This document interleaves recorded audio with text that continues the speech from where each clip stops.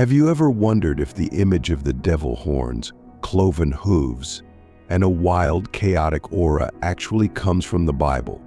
What if this portrayal was never divine at all, but rather borrowed from ancient myths? Surprising, isn't it? The true origins of the devil's appearance lie deep within ancient mythology, specifically tied to a Greek deity. This story of transformation, where a playful, nature-loving god slowly became the ultimate symbol of evil, spans centuries and reveals how cultures merge and redefine spirituality. Curious to learn more? Today we're diving into the mysterious evolution of how a Greek god became synonymous with the devil in Christianity.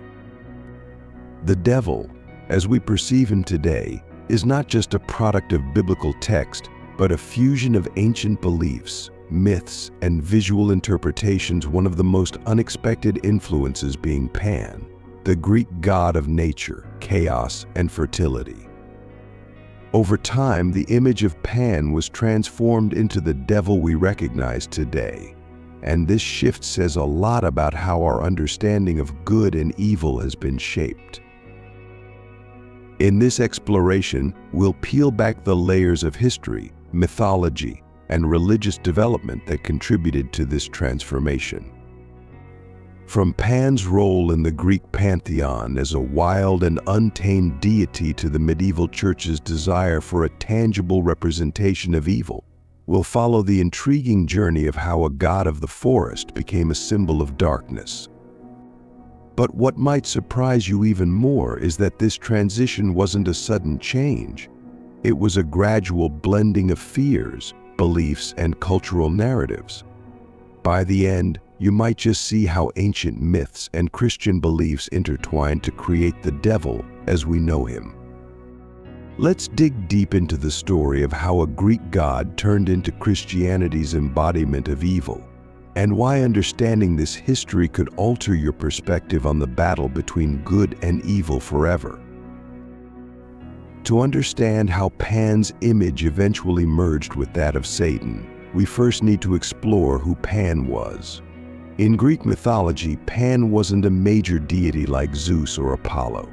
He was a rustic god associated with nature, shepherds, flocks, and fertility. His domain was the wild, untamed forests and hills where he roamed freely. Pan embodied the chaos and unpredictability of nature, standing in contrast to the order and civilization symbolized by gods like Athena and Apollo. Pan's appearance, a half-man, half-goat with the horns and legs of a goat, mirrored his wild, chaotic nature. He was known for being carefree, playful, but also unpredictable and even dangerous at times. Pan's strong connection to nature and fertility made him a god both revered and feared. He was adored for his link to fertility, but was also seen as a symbol of chaos. The pan flute, a simple reed instrument that he played, is perhaps his most famous symbol. The music he created could be joyful and light-hearted, but it was also said to evoke fear in those who heard it, especially travelers who wandered too close to his wild domains. This duality, joyful yet terrifying, creative yet chaotic, defined Pan's character. The Greeks celebrated him through festivals and rituals, praying for his favor in harvests and pastoral life. Yet Pan's association with unrestrained behavior and wildness also connected him to the more dangerous, darker sides of nature. This blend of traits made Pan a captivating figure in mythology. His connection with Dionysus, the god of wine and revelry, emphasized his chaotic nature even further, as both deities were symbols of excess and untamed freedom.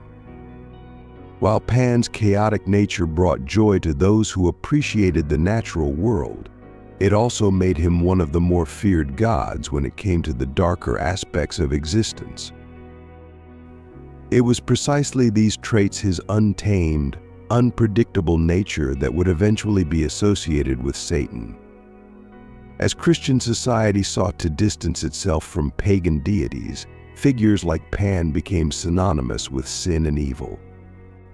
Christianity's depiction of Satan did not originally include a goat-like appearance or a chaotic essence.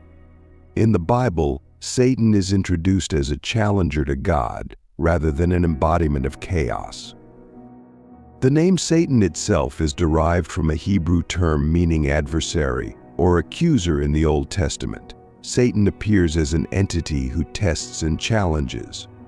For example, in the book of Job, Satan plays the role of a celestial prosecutor, subjecting Job to trials to test his faith. Here, Satan is not yet the horned demon we think of today. However, as the Christian church evolved, so too did the need for a more visually compelling and terrifying image of evil. Pan's wild, goat-like features and his association with untamed nature provided a fitting template. Over time, the medieval church began to adopt these visual cues, merging Pan's traits with the emerging image of the devil. The result was the figure of Satan we recognize today, a horned, goat-like entity symbolizing darkness and chaos. The church's aim to distance itself from pagan traditions meant that deities like Pan were gradually reimagined as threats to Christian values, their attributes woven into the depiction of the devil. Today, a book known as the Book of Jasher exists, but it is not the same as the ancient references found in the Old Testament. Instead, it's an 18th century forgery claiming to be a translation of the lost text. The emergence of these lost books stirs debates among scholars and believers alike. Were these texts divinely inspired, or did they contain ideas too dangerous for the church to accept? Did they challenge the norms of their time, or contain wisdom that was deemed too profound for everyday believers? And if rediscovered today, would they question centuries of established theology? Exploring these questions allows us to understand the complex history of how the Bible was shaped, revealing the power struggles and decisions that determined which words would echo through history and which would fade into obscurity.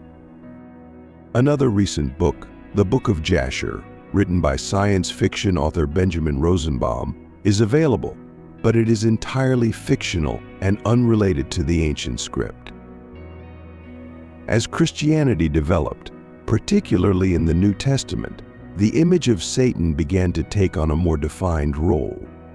In the Gospels, Satan is seen tempting Jesus in the wilderness, offering him power over the kingdoms of the world in exchange for worship. Here, Satan's role is clear. He is the tempter, the deceiver, and the enemy of God's will. This is where the concept of Satan as an active force of evil starts to form. However, there is still no mention of horns, hooves, or goat-like features. It wasn't until later, as Christianity spread throughout the Roman Empire, that Satan's image began to evolve more dramatically. As Christians came into contact with Greco-Roman culture, they began to adapt and merge certain symbols and images from the cultures around them. Greek and Roman gods, especially those associated with chaos, fertility, and the wilderness, like Pan, became useful symbols in the Christian depiction of Satan. The New Testament also deepened Satan's role in the cosmic battle between good and evil. In the book of Revelation, Satan is depicted as a dragon who leads a rebellion against God and is cast down from heaven. This idea of Satan as a fallen angel became central to Christian theology. As the ultimate rebel, Satan became the embodiment of everything that opposed God's will and order. His role as the great tempter, deceiver, and adversary of God continued to evolve, especially in the writings of early Christian theologians. However, at this point, Satan still had no clear visual form.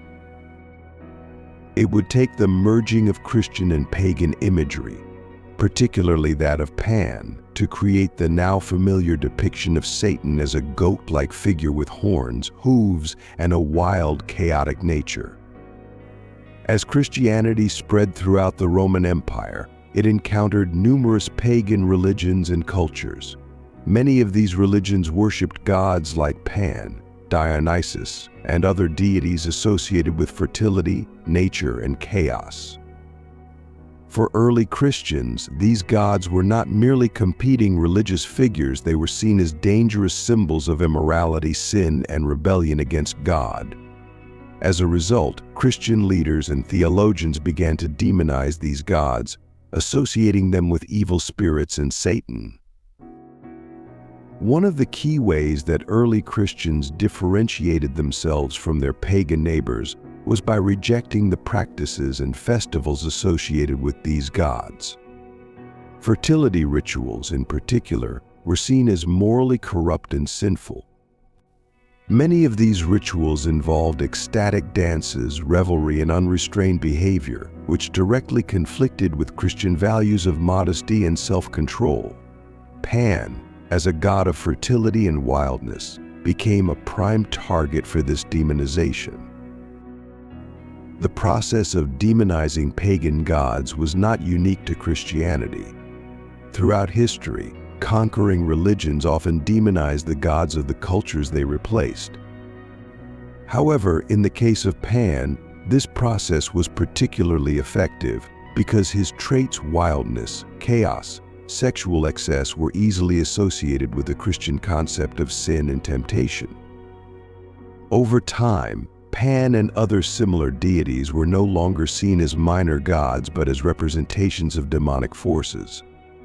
As early Christian theologians like Augustine and Tertullian wrote about the dangers of pagan worship, they began to equate the worship of pagan gods with the worship of demons.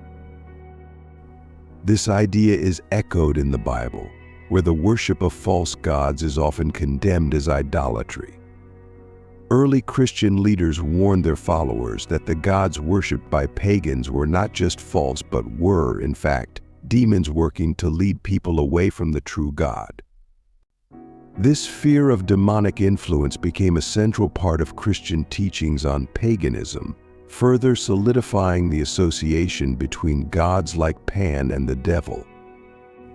By the time Christianity had fully established itself as the dominant religion in the Roman Empire, the demonization of pagan gods was complete. Figures like Pan, who once represented natural fertility and the joy of life, were now symbols of sin, temptation, and evil.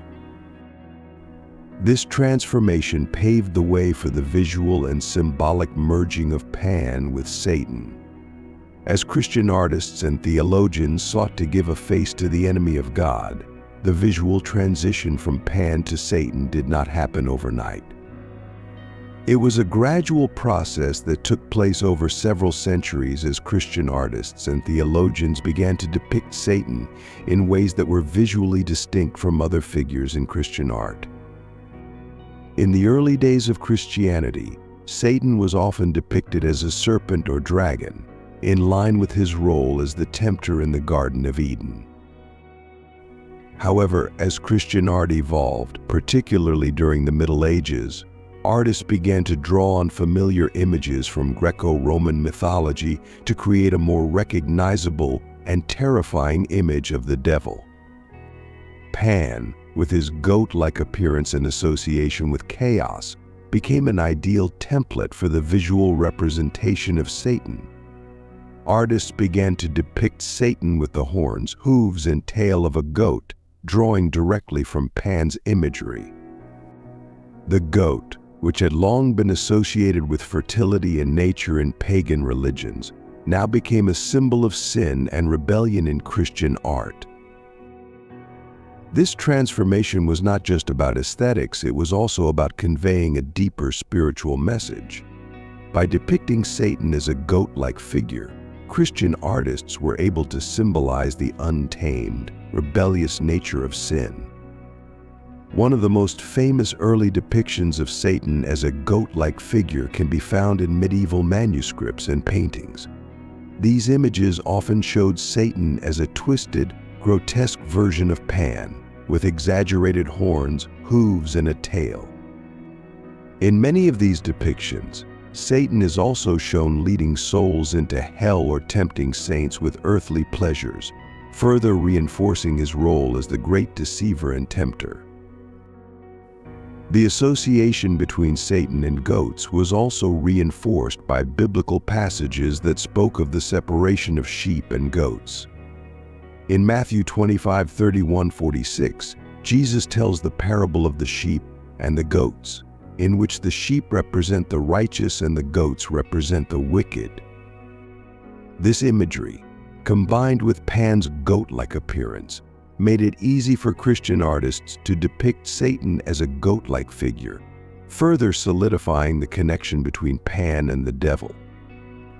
As this visual representation of Satan took hold, it began to influence how Christians thought about sin, temptation, and evil.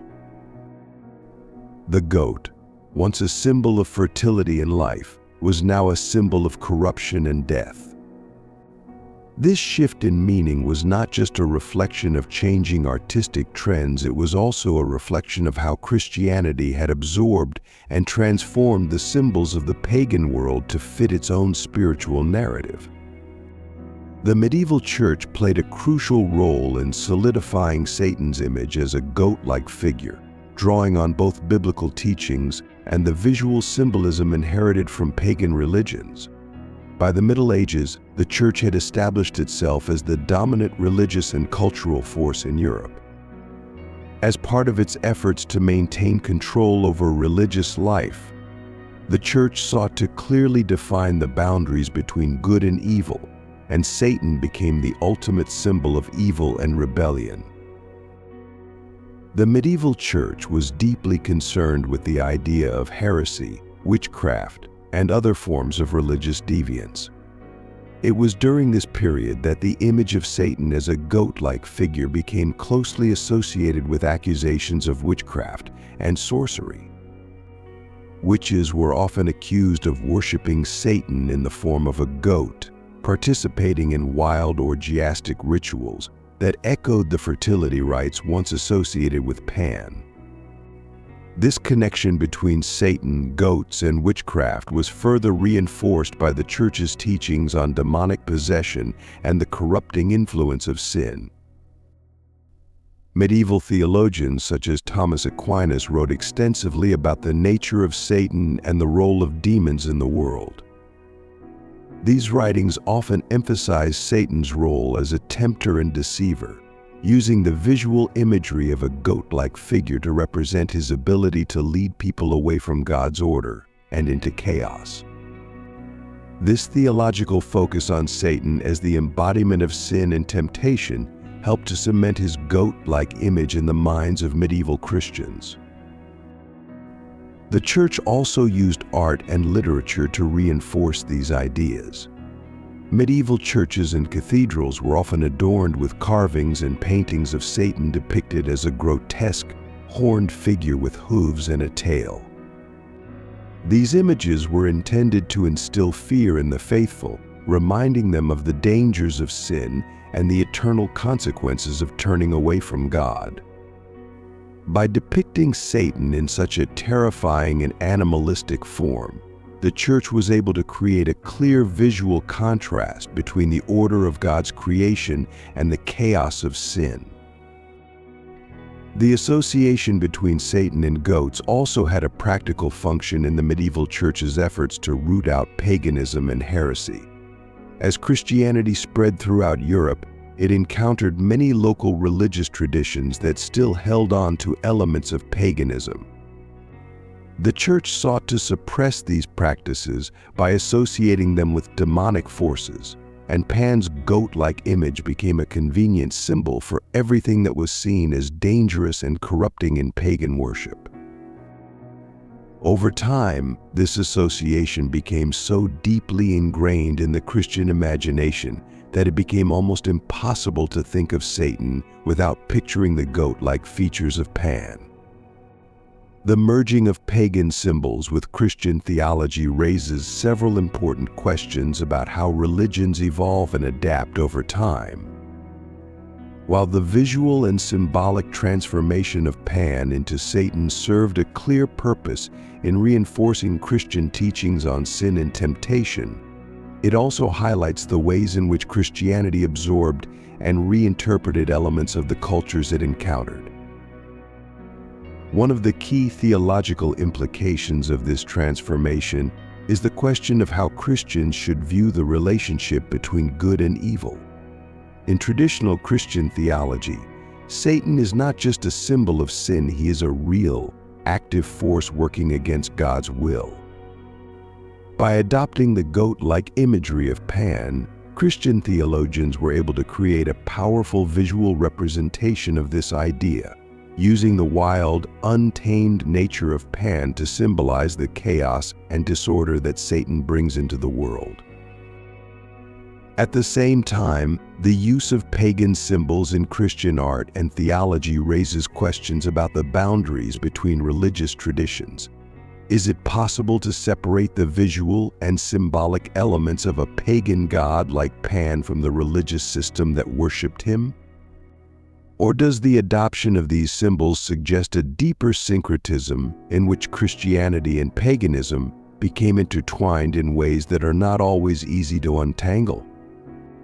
These questions are not just academic, they reflect broader debates within Christianity about the role of culture and tradition in shaping religious belief.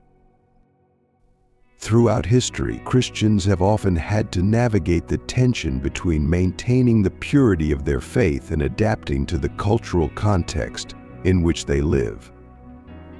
The transformation of Pan into Satan is just one example of how this process can unfold, but it serves as a reminder that religious symbols are never static, they are always in flux, shaped by the cultures and contexts in which they are used. The Renaissance was a period of great cultural and artistic flourishing in Europe, and it was during this time that the image of Satan as a goat-like figure became even more firmly established in Western art and literature. Artists and writers of the Renaissance were heavily influenced by both classical mythology and Christian theology, and they often drew on the visual symbolism of Pan to depict Satan in their works. One of the most famous examples of this can be found in Dante Alighieri's Divine Comedy, a monumental work of Christian poetry that describes a journey through hell, purgatory, and heaven. In the Inferno, Dante's depiction of Satan is heavily influenced by medieval and Renaissance imagery, showing the devil as a monstrous, horned figure with bat-like wings. While Dante's Satan is not explicitly goat-like, the influence of Pan's imagery is still present in the way Satan is portrayed as a grotesque, bestial figure. Other Renaissance artists, such as Hieronymus Bosch and Peter Bruegel the Elder, took the visual depiction of Satan even further, creating vivid and terrifying images of the devil that drew directly from Pan's goat-like features.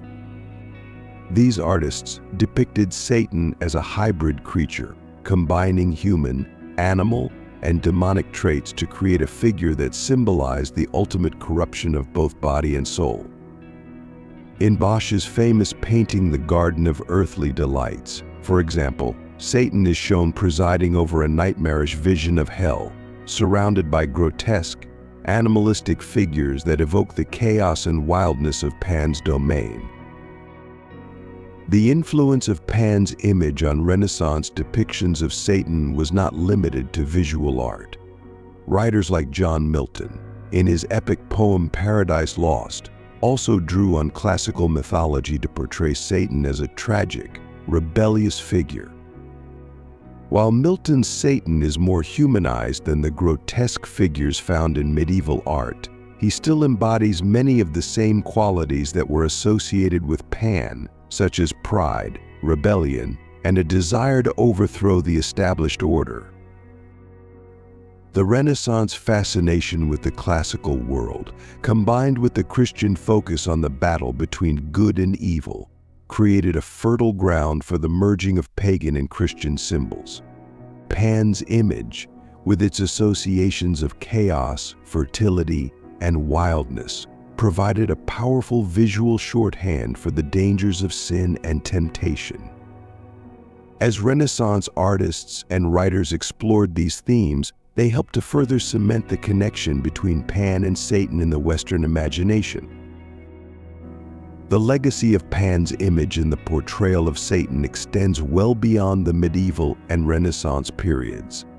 Even in modern times, the goat-like features of Pan continue to influence how Satan is depicted in art, literature, and popular culture. From films and television shows to books and graphic novels, the image of Satan as a horned, goat-like figure remains one of the most recognizable symbols of evil. In modern horror films, for example, Satan is often depicted as a creature with horns, hooves, and a tail, evoking the imagery of Pan that first emerged in medieval Christian art.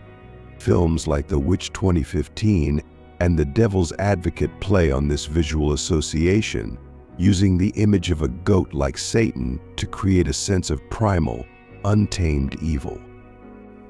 These depictions often emphasize the idea of Satan as a tempter and deceiver, luring humans into sin with promises of power or pleasure, much like Pan's role in Greek mythology as a god of fertility and revelry. In literature, too, the image of Satan as a goat-like figure continues to appear. Authors like C.S. Lewis and J.R.R. Tolkien, both of whom were deeply influenced by Christian theology, incorporated elements of Pan's image into their depictions of evil. In Lewis's The Chronicles of Narnia, for example, the character of Tumnus, a faun, is initially portrayed as a tempter who tries to lead the protagonist astray. While Tumnus ultimately redeems himself, his goat-like appearance and role as a deceiver echo the imagery of Pan and Satan. The persistence of Pan's image in modern depictions of Satan raises important questions about the power of visual symbols in shaping our understanding of good and evil.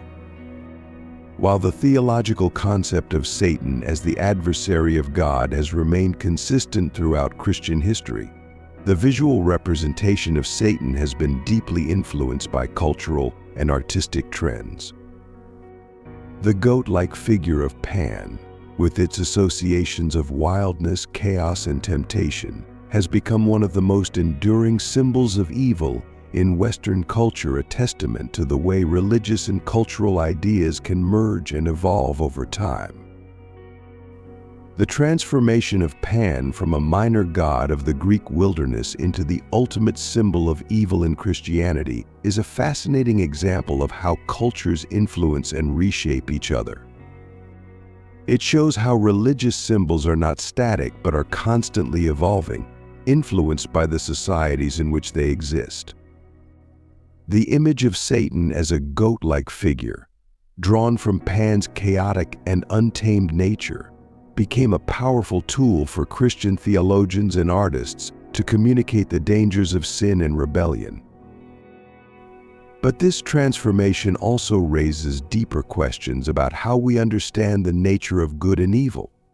By adopting the imagery of Pan, Christianity was able to create a visual representation of Satan that was both familiar and terrifying.